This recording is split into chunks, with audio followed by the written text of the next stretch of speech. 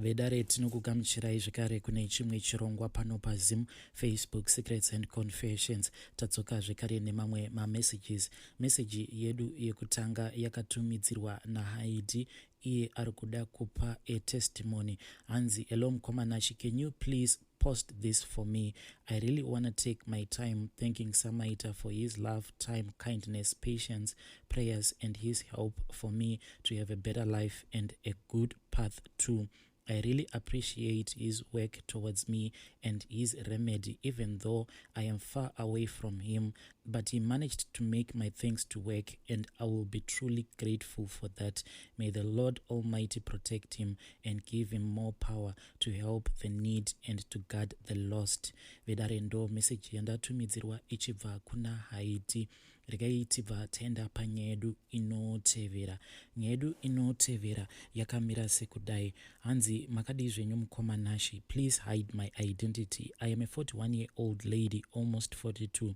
Dambudziko randiunza pano mukoma ndere kurwara nemakumbo. Since June last year, akangotanga from nowhere, and pakutsvakawo help ndinoudzwa kuti ndakanokorwa tsoka naSisi Vangu, I mean my blood sister, who is 61 years old, and inini I am the last born in our family. Kwese kwandinofamba ndinongoudzwa the same statement kuti Sisi Vako Vaka Nokora Tsoka vanoda kuti iwewe unge uchizogara wheelchair, but kupora chaiko kwatoramba.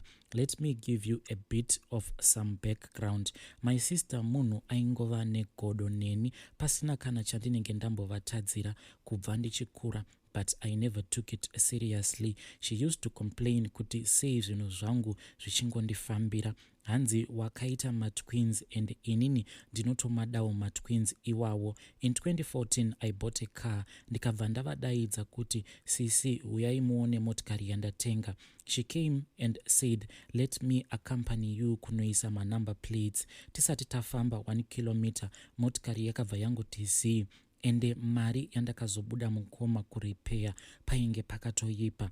She then later looked for money kuti vatengewo yavo, and she called me kuti ndatenga motikari, but ndaida motikari exactly seyako, but ndakazoishayiwa.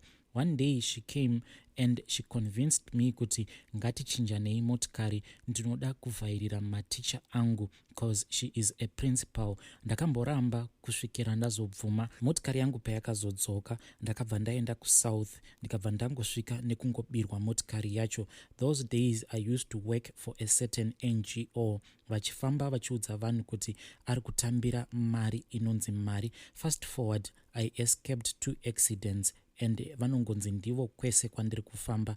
Ndakazodhiniwa, ndikavaudza pafoni kuti Sisi, ndiri kungokubatai kwese kwandiri kufamba, kuti you are behind all of my misfortunes. Kutumira mhepo dzejambwa, joblessness, etc. Vakabva vandirambira havo. But last month my other sister vakabva vavaudza the same kuti pane kwavakaenda vakabva vabatwa kuti Vane Shavi rekuroya raiva naambuya vedu, and she didn't deny it, and she said she was willing to get help. Nyaya dzacho dzavanondiita dzakawandisa, handingadzipedzi, but my main issue is ndiri kutsvakawo kwandingaporeswawo makumbo ari kurwadza, even vanobatsira zvavo pafone. I last went home in 2019 and I could have gone kunobatsirwa kuZim, but kwese kwandinobatsirwa ndakanzi chimbomirai kuenda kumba, cause kana mukaenda hamusi kuzodzoka. Sisi venyu vakatokuteyai munzira.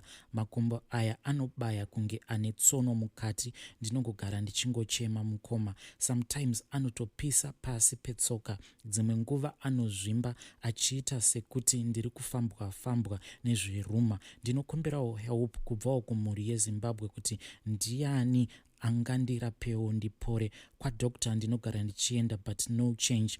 Even chiremba vari kutoshaya kuti problem yangu imbori pai chaipo. Thank you mukoma, ndingafare kana mukaverengawo nyaya yangu.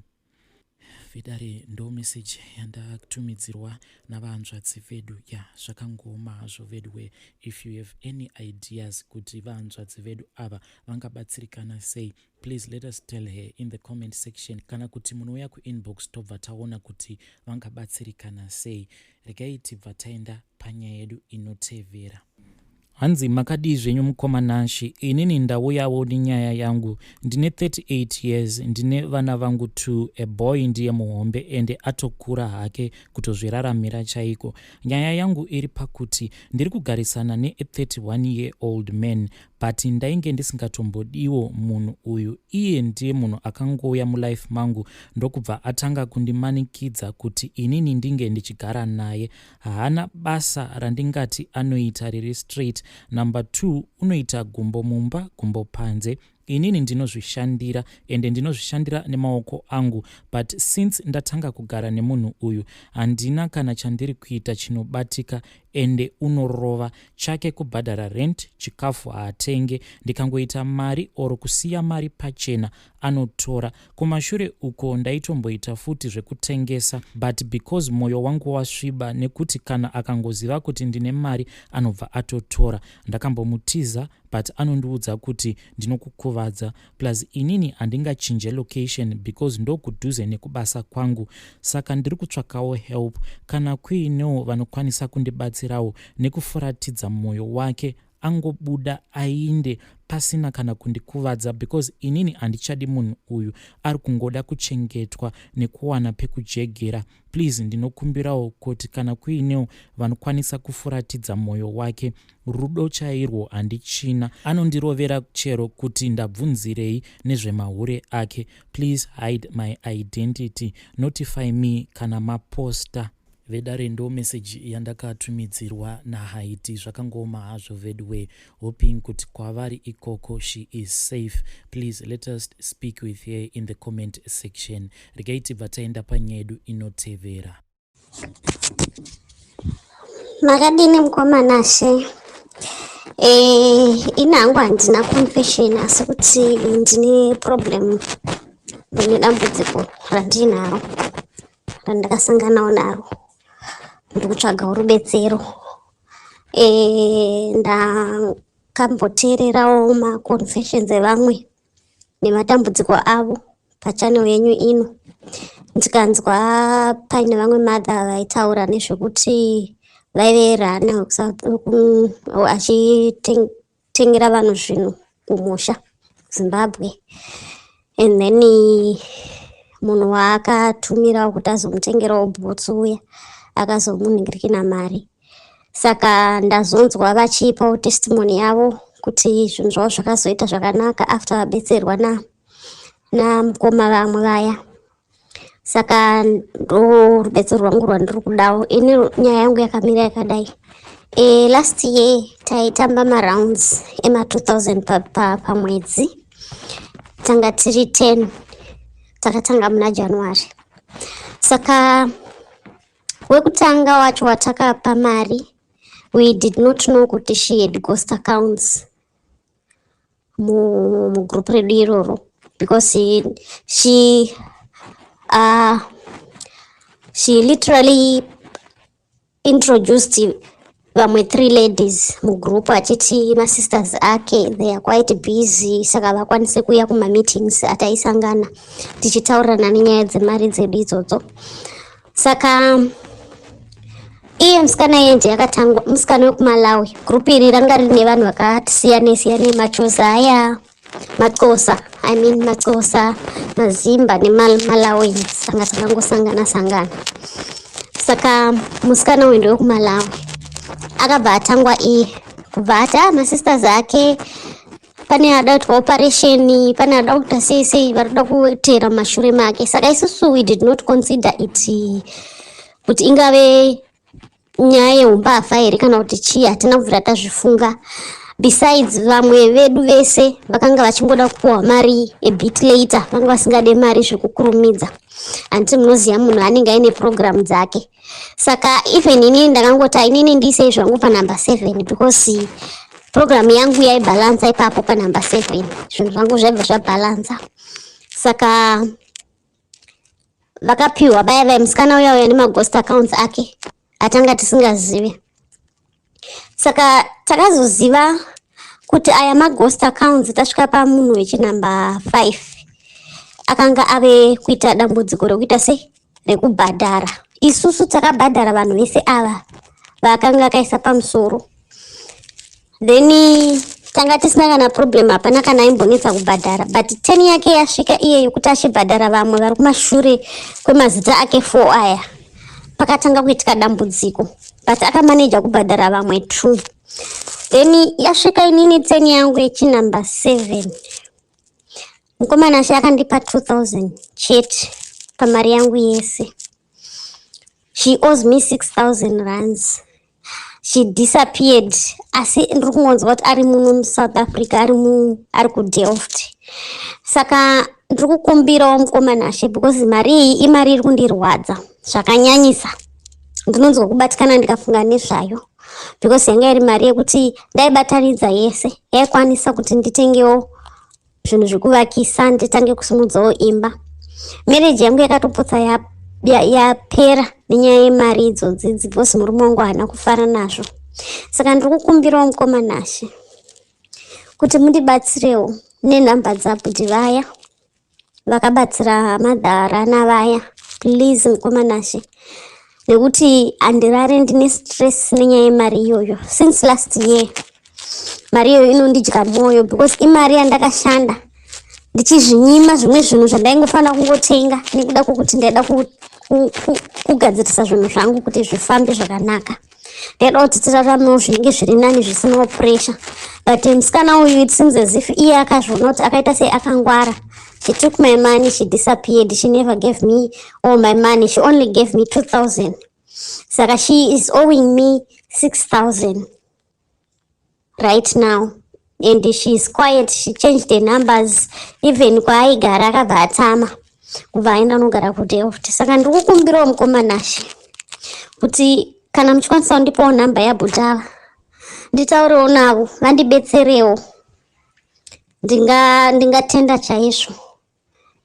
And imwe problem yandinayo, ini nemurume wangu taiita zvekupa vanhu mari yechimbadzo zvezvokuti unongoti tsvagawo kurarama moisawo kainterest pamusoro. Saka it seems as if vanhu vatinotanga kupa vanobhadhara back, vanozopuhwa pechi2 kana kuti panumber 3 vanhu vavo they don't even come back kuzotibhadhara. Murume wangu akatopotsa abaiwa nebanga aenda kunobvunza mari yedu. Saka mukomana she ndiri kutoda help yakasimba because zvinhu zvachina zvaenderera kuti every time we lose money for nothing. Saka ndo nhamo yangu yandinayo mukomana she, ndiri kuda kubetserwa. Handizoti munyama here kana kuti chii, asi ndiri kukumbirawo kana maposta nyaya yangu mukomana she, mungondisirawo message pafoni panhamba idzodzidzi ndozoteerawo mumacomment section mazvita henyu. Vedare ndo voice note randakatumidzirwa navanzvadzi vedu. Zvakangoma hazvo vedu we, ngatitaurei navo mucomment section. Pane rimwe voice note randakatumidzirwa nasekuru Samaita, ngatinzwei vachitipa dzidziso. Ndinokuchingamidzai zvekare muchirongwa chedu cheZim Confessions, ndichigamuchira mukokeri wechirongwa chedu mukomanashi. Mwari vakuitirei zvakanaka. Vazukuru vese vakateerera ndimi varidzi vechirongwa. Zvinopa manyukunyuku kana chirongwa chine vanochiteerera uye vari kubatsirika. Nekudaro Mwari vanoti ropafadza neizvozvo. Ndaona pane imwe nhau iri kutambudza vazukuru. Vangakwidze nekudzika. Chavakabvisirwa pakati pemhuri dzavo dzose inonzi unity kana kuti kubatana. Unoona kuti mukoma anoita zvake nemhuri yake, hanzvadzi ichiita zvayo. Pakutopedzisira vanototsotsana nekutorwisana kunge vatorwa. Ayo wakamuvenga anobva awana pekupinda otopfunya zvake kachisero. Okurwisai zvekuti munosara musina chakana chekubata. Inde kutambura. Cherechedzai mhuri dzakadaro kazhinji kutambura ndo kwavo. Atenga kamota chaanotsvaga kuita kuvhairira vamwe nekuonekera kuti inini ndiri kuitirwa zviri nani, mese hamuzive. Inini chete ndini ndabudirira pakati penyu. Ndizvo zvatiri kusangana nazvo mukurarama vazukuru. Idanho rinosuwisa, zvinorwadza. Hatina kwatinenge tichienda semhuri, tina kwatinenge tichienda sematare. Iyo yenyu yekuti mangwana wapoya uri wega, oda unobata dare remusha. Da kumatare tinokuti mirira kavamwe, muite muri pamwe chete, kuti kana matekaidzwa motekaidzwa pamwe chete.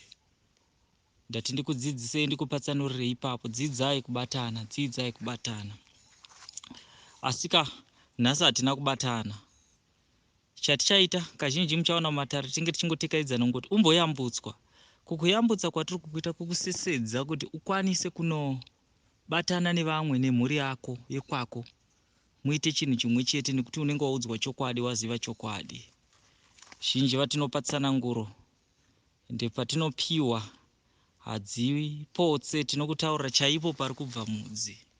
Vandinowanzopinda navo mudare vanozviziva, ende vanogona kukupupurirai kuti aiwa ndakanangirwa chaipo chaipo.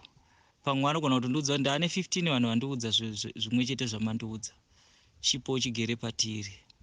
Chandinoramba ndichitaura kubatana semhuri. Batanai semhuri vazukuru.